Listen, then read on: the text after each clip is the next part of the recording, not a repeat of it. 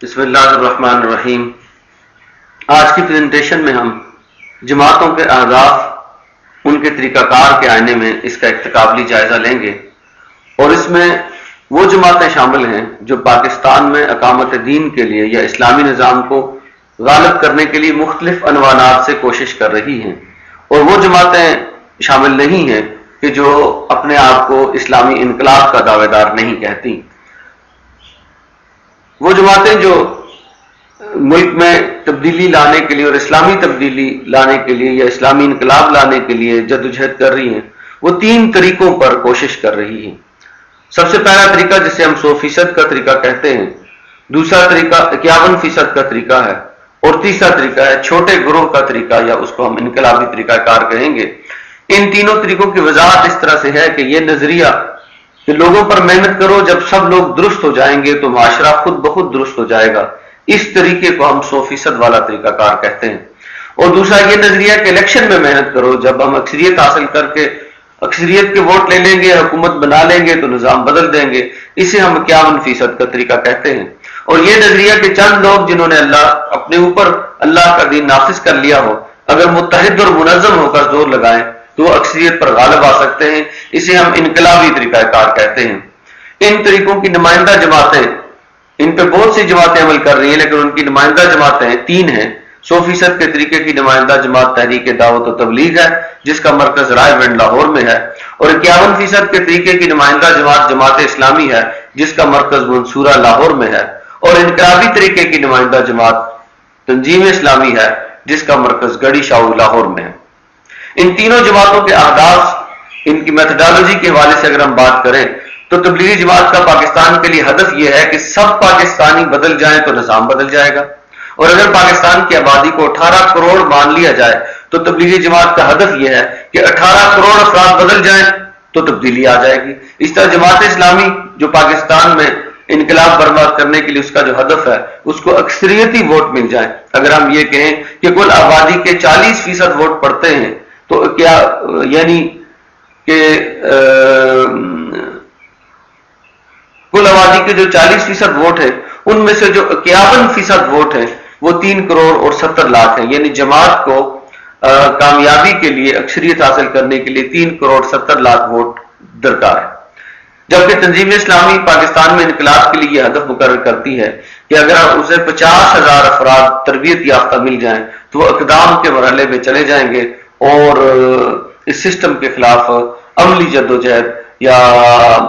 براہ راست قدم وہ اٹھا لیں گے۔ تو انہیں 50,000 تربیت یافتہ افراد کی ضرورت ہے۔ تینوں جماعتوں کی موجودہ تعداد کچھ اس طرح سے ہے کہ تبلیغی جماعت لگ بھگ 15 لاکھ افراد، جماعت اسلامی لگ بھگ 50,000 افراد، اور تنظیم اسلامی لگ بھگ 10,000 افراد پر مشتمل۔ تینوں جماعتوں کے قیام کے عرصے کے حوالے سے تبلیغی جماعت 1920 میں قائم ہوئی اور اسے 91 سال ہو گئے ہیں، جماعت اسلامی 1940 میں قائم ہوئی اور اسے 71 سال گزر گئے ہیں، تنظیم اسلامی 1975 میں قائم ہوئی اور اسے کام کرتے ہوئے 35 سال گزر گئے ہیں۔ تینوں جماعتوں نے اس عرصے میں جو فیصد ہدف حاصل کیا وہ اس طرح سے ہے کہ 91 سالوں میں 15 لاکھ افراد تک دعوت پہنچا کے یا انہیں اپنی جماعت میں شامل کر کے تبلیغی جماعت نے 0.83% ہدف حاصل کیا، کیونکہ ان کا ہدف یہ ہے کہ 18 کروڑ لوگ ان کی جماعت میں شامل ہوں یا بدل جائیں۔ جماعت اسلامی 71 سالوں میں 50,000 افراد کو اپنے ساتھ شامل کر سکی اور اس کا ہدف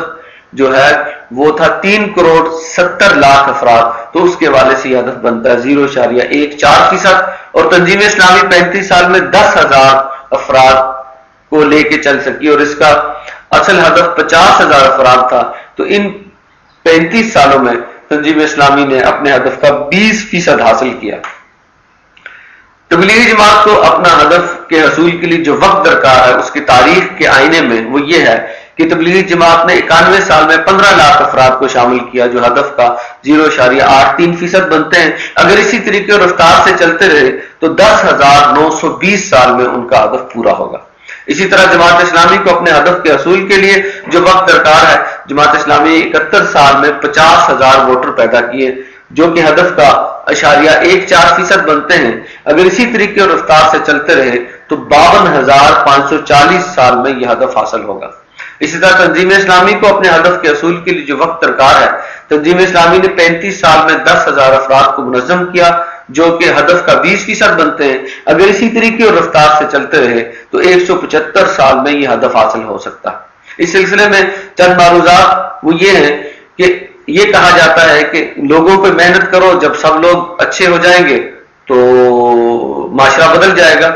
تو معاشرے میں ہمیشہ 10% افراد ایسے ہوتے ہیں جو نیک ہوتے ہیں، جنہوں نے ہر حالت میں نیکی کرنی ہوتی ہے، اور 10% افراد برے ہوتے ہیں جنہوں نے ہر حالت میں برائی کا دامن تھامے ہوتا ہے، اور 80% افراد ہمیشہ نظام کے تحت چلتے ہیں۔ اگر نظام میں قانون کی پاسداری ہو اور نظام میں قانون امپلیمنٹ کیا جاتا ہو تو وہ افراد اچھے بن جاتے ہیں، لیکن اگر قانون کی پاسداری نہ ہو، بالکل اندھیر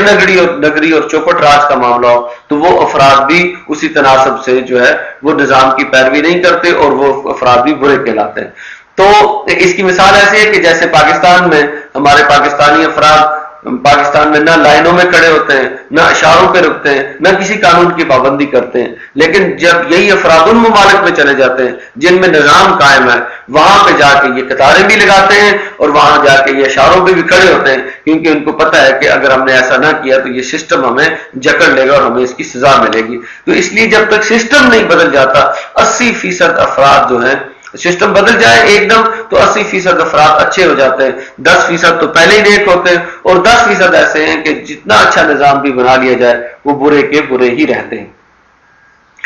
100% طریقے کے حوالے سے یہ ہے کہ انسانی تاریخ جو 10,000 سالہ تاریخ ہے وہ اس چیز کی گواہی دیتی ہے کہ کبھی بھی 100% لوگ درست نہیں ہوئے، نہ انبیاء کی دعوت کے نتیجے میں اور نہ ہی نبی اکرم صلی اللہ علیہ وسلم کی دعوت و تبلیغ کے نتیجے میں یہ ہدف حاصل ہوا۔ 51% کا طریقہ کار،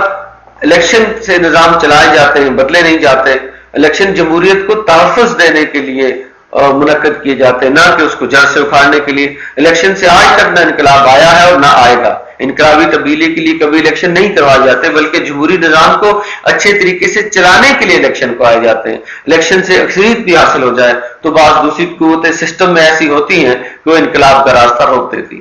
چھوٹے گروہ کے طریقے کے حوالے سے انسانی تاریخ کی گواہی بھی یہ ہے کہ ہمیشہ تھوڑے لوگوں نے مل کر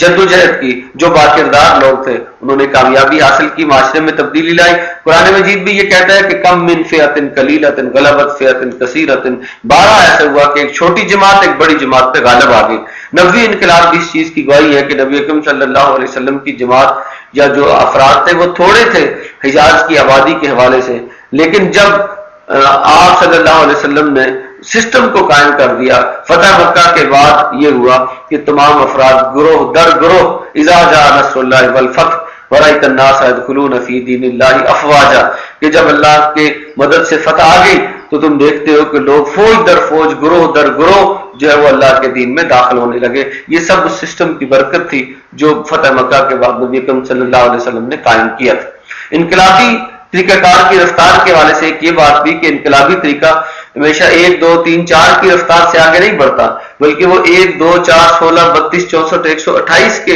رفتار سے آگے بڑھتا ہے، اور یہ انقلابی طریقہ جو آگے بڑھتا چلا جائے گا اس کی رفتار تیز ہوتی جائے گی، یہ مومنٹم گین کرے گا۔ تو اس لیے انقلابی طریقے کے حوالے سے پاکستان میں جدوجہد کی جو 175 سال کہے گئے ہیں وہ 175 سال نہیں ہوئیں گے، بلکہ بڑی تیزی سے یہ مدت کم ہو جائے گی، اور اگر انقلابی طریقے سے جدوجہد کی گئی تو یہ انقلاب بہت جلد آ سکتا ہے۔ اللہ حافظ، جزاک اللہ، آپ کا بہت بہت شکریہ۔